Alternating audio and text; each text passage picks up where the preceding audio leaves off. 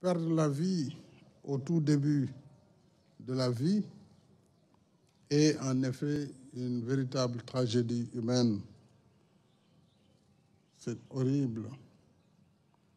J'ai vraiment le cœur meurtri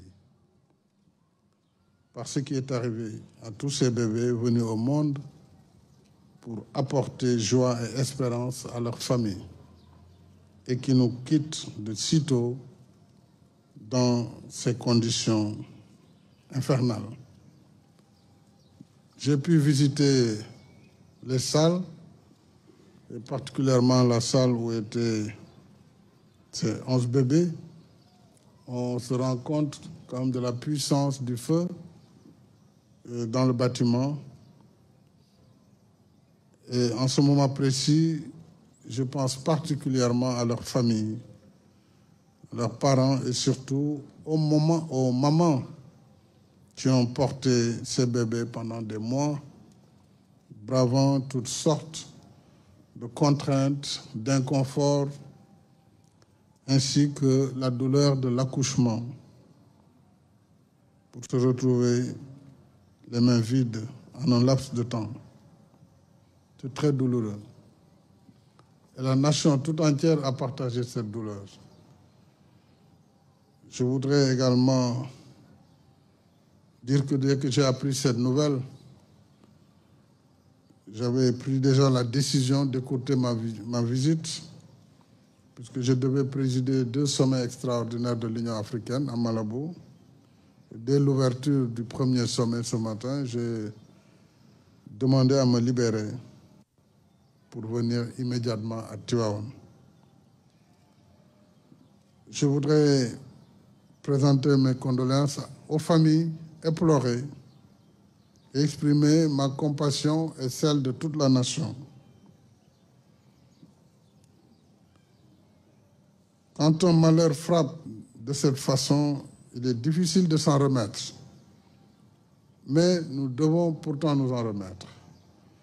Et je voudrais dire aux familles, aux parents et aux mamans en particulier qu'elles ne seront pas seules dans le deuil.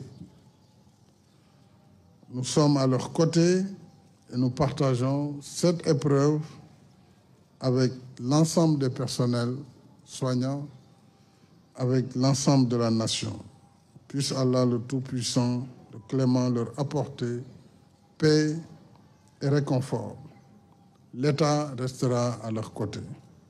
J'ai déjà ordonné une mission d'enquête de l'Inspection générale d'État pour regarder la qualité des infrastructures et, de façon globale, s'appuyant sur une expertise,